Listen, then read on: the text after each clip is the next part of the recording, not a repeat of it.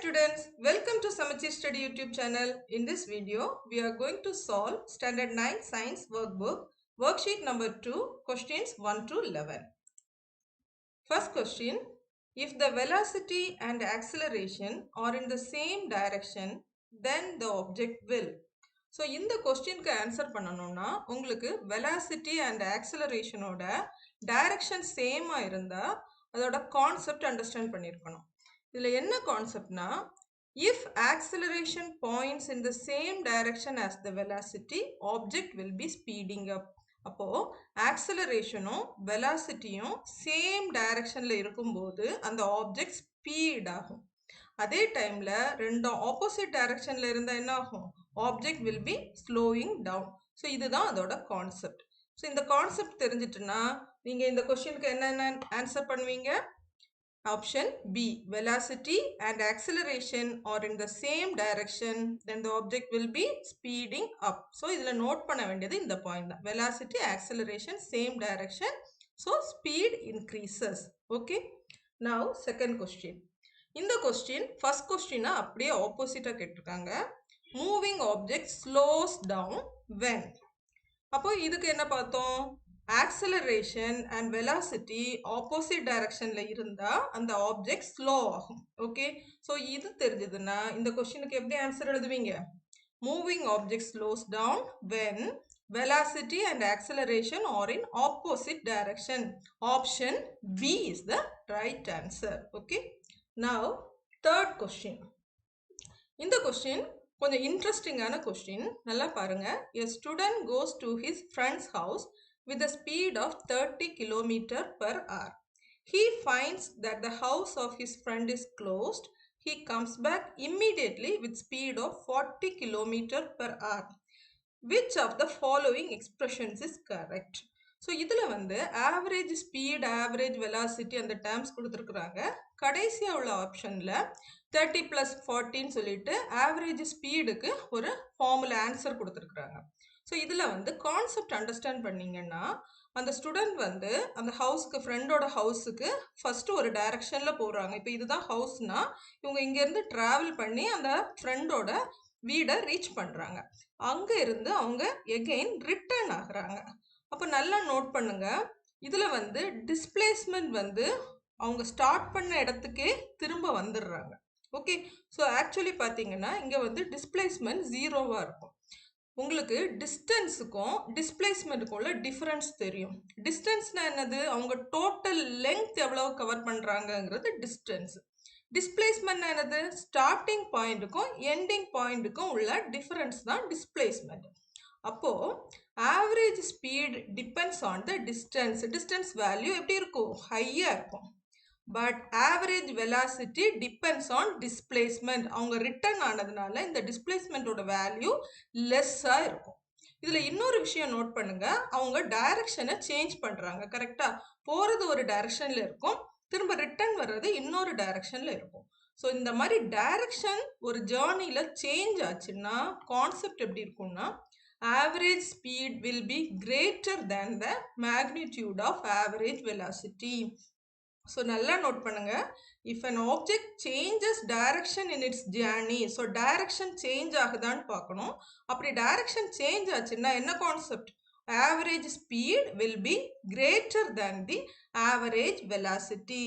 So இந்த கொஸ்டினுக்கு உங்களுக்கு ரைட் ஆன்சர் என்னது? Option A is average speed is greater than average velocity. Okay. So next question பார்க்கலாம். Which of the following is an example of a moving body with constant speed but still be accelerating? இது ரொம்ப சிம்பிளான question. டைரக்டா page number 21 uniform circular மோஷன்ல உங்க text புக்லயே கொடுத்துருக்காங்க. நல்லா note பண்ணுங்க. When an object is moving with a constant speed along a circular path, velocity changes due to the change in direction.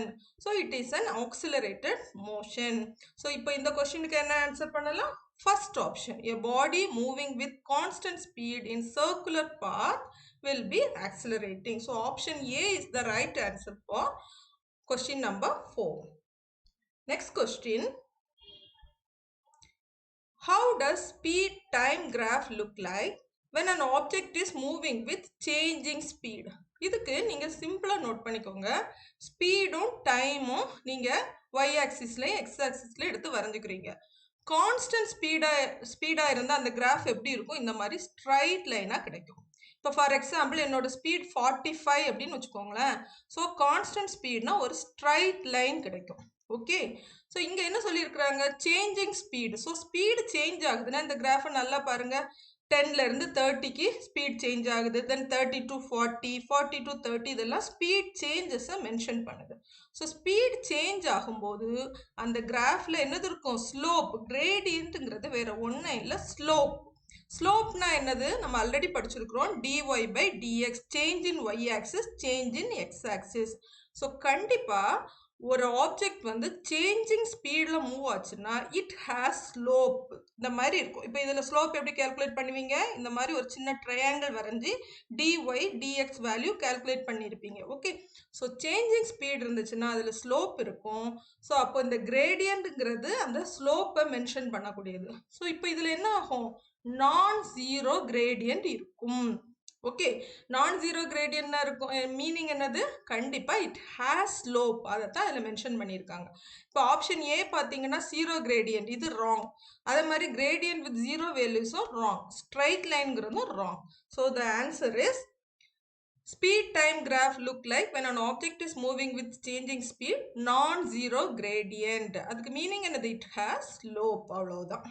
So next question பார்த்தீங்கன்னா identify the second equation of motion அப்படின்னு கொடுத்து கொஞ்சம் equations கொடுத்துருக்குறாங்க. நல்லா note பண்ணுங்க. அவங்க identify equations of motion கேட்கல, second equation of motion.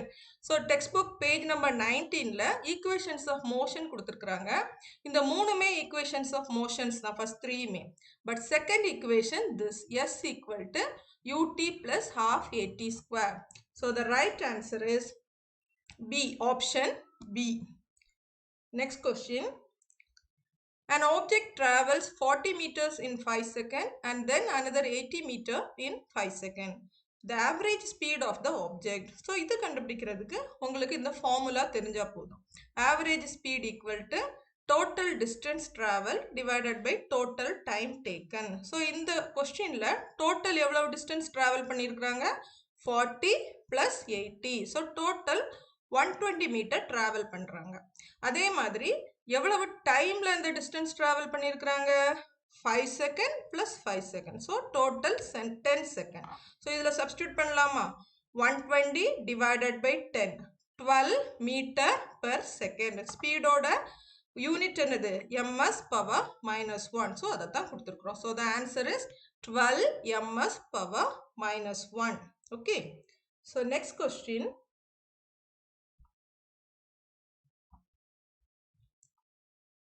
So next question, a curved line represented on a velocity time graph indicates. So இந்த மாதிரி curved line வந்துச்சுனாலே அதை எதை ரெப்ரசன்ட் பண்ணோம்னா நான் யூனிஃபார்ம் ஸ்பீட். ஓகே, ஸோ எந்த மோஷனுமே நான் யூனிஃபார்ம் ஸ்பீடில் இருந்துச்சுன்னா அதில் வந்து உங்களுக்கு curved லைன் கிடைக்கும். ஸோ இதுதான் இதோட ஆன்சர். நெக்ஸ்ட் கொஸ்டின் பார்த்தீங்கன்னா dash will provide the centripetal force. So இதை பற்றி உங்கள் டெக்ஸ்ட் புக்கில் கிளியராக கொடுத்துருக்குறாங்க. centripetal forceனா என்னது? Object under uniform circular motion. இப்போ இது வந்து நம்ம பிளானட் எர்த் சன்னை வந்து உங்களுக்கு சர்க்குலர் மோஷனில் சுற்றி வர்றதுமே இந்த சென்ட்ரிபெட்டல் ஃபோர்ஸ் தான். Okay, so any force like gravitational force, frictional force may act as a centripetal force. உங்கள் க்ளோசரியில் கிளியராக அதோட டெஃபினிஷன் கொடுத்துருக்குறாங்க. Force which acts on a body moving in a circular path and directed towards the center will provide the centripetal force. இதுதான் centripetal force ஓட correct definition. அப்போ என்ன ஆகணும்? அந்த பாடி வந்து சர்க்குலர் பாத்லேயே மூவ் ஆகணும். அதே டைமில் சென்டரை பார்த்ததை டைரக்டட் டுவர்ட்ஸ் த சென்டர் அதோட மோஷன் இருக்கணும். இதுதான் சென்ட்ரிபெட்டல் ஃபோர்ஸ். ஓகே, ஸோ அதோட டெஃபினிஷனையே நீங்கள் எழுதிடலாம் அதில். ஸோ நெக்ஸ்ட் கொஸ்டின் பார்த்தீங்கன்னா the speed time graph of a car is given. Using the data in the graph, calculate the total total distance covered by the car. So ஒரு graph தான் கொடுத்துருக்குறாங்க, speed time graph. இப்போ இதில் இருந்து எப்படி distance calculate பண்ணுறதுன்னு பார்த்தீங்கன்னா ஒரே ஒரு ஃபார்முலா தான், அதாவது area under the speed time graph. இந்த கிராஃபுக்கு கீழே என்ன ஏரியா இருக்குதோ அதுதான் டிஸ்டன்ஸ். ஓகே, ஸோ இப்போ சிம்பிளாக அந்த கிராஃப் எடுத்துட்டு இதில் வந்து இதுதான் உங்களோட ஸ்பீட் டைம் கிராஃப், இந்த ஸ்ட்ரைட் லைன். அதுக்கு கீழே உங்களுக்கு என்ன ஏரியா இருக்குதுன்னு சொல்லிட்டு நீங்கள் கால்குலேட் பண்ண போகிறீங்க. ஸோ இதில் ஒரு ஸ்ட்ரைட் லைன் வரைஞ்சிங்கன்னா உங்களுக்கு ஒரு ட்ரையாங்கிள் கிடைக்கும். Okay, so what is the formula for the area of triangle? Half BH. இதில் பிங்கிறது அதோட பேஸ், ட்ரையாங்கிளோட பேஸ், ஹச் அப்படிங்கிறது அதோட height. So 1/2 multiplied by base value எவ்வளோ வருது பாருங்க, 50. 50 multiplied by H value, H வேல்யூனா இதுதான். இந்த ட்ரையாங்கிளோட பியும் ஹெச்சும் எழுதுறோம். ஹெச் வந்து 25. So 1/2 multiplied by 50 into 25. So simplify பண்ணலாம். 2ம் 50யும் கேன்சல் ஆச்சுன்னா 25 இன்ட்டு 25. ஸோ ரெண்டையும் மல்டிப்ளை பண்ணிங்கன்னா உங்களுக்கு என்ன ஆன்சர் கிடைக்கும்? 625. டிஸ்டன்ஸோட unit metre. So the answer is 625 meters. Okay, so next question ரொம்பவே இன்ட்ரெஸ்டிங்கான question. In a drama, a student moves 3 steps forward and 2 steps backward along a straight line. If total number of steps moved by student is 5, then his displacement is equal to dash of the distance. So நல்லா note பண்ணுங்க, ஒரு student இங்க start பண்றாங்க, start பண்ணி 3 steps ஃபார்வர்ட்ல போறாங்க. So 1 2 3 steps forward. இந்த ஃபார்வர்ட்ல முடிஞ்சோன்னா அவங்க என்ன பண்றாங்க, 2 ஸ்டெப்ஸ் பேக்வேர்ட்ல போறாங்க. ஸோ டோட்டல் ஸ்டெப்ஸ் வந்து 5. ஆனா அவங்க இப்போ எந்த பிளேஸ்ல இருப்பாங்க, இந்த ஃபர்ஸ்ட் ஸ்டெப் முடியக்கூடிய பிளேஸ்ல இருப்பாங்க. ஓகேவா? 1 2 3 forward motion, 4 5 backward motion. So the total டிஸ்பிளேஸ்மெண்ட்னா என்ன மீனிங்? ஸ்டார்டிங் பாயிண்ட்டுக்கும் எண்டிங் பாயிண்ட்டுக்கும் இடையில உள்ள டிஃபரன்ஸ் தான் டிஸ்பிளேஸ்மெண்ட். ஸோ அவங்க இங்க ஸ்டார்ட் பண்ணியிருப்பாங்க, இந்த இடத்துல முடிச்சிருப்பாங்க, என் பண்ணியிருப்பாங்க. ஸோ இந்த டிஸ்டன்ஸ் எவ்வளவு இருக்குது? ஒரு ஸ்டெப், அதாவது ஸ்டெப் 1. அதுதான் அவங்க கவர் பண்ண டிஸ்பிளேஸ்மெண்ட். ஓகே, இதுதான் இந்த கொஸ்டினோட answer. So is displacement is equal to 1 step of the distance. இதுலேயே நல்லா நோட் பண்ணுங்க, distance value is 5 steps, displacement is just 1 step. Okay students, hope you understand this worksheet number 2. If you like this video, please subscribe and share it to your friends. Thank you so much for watching.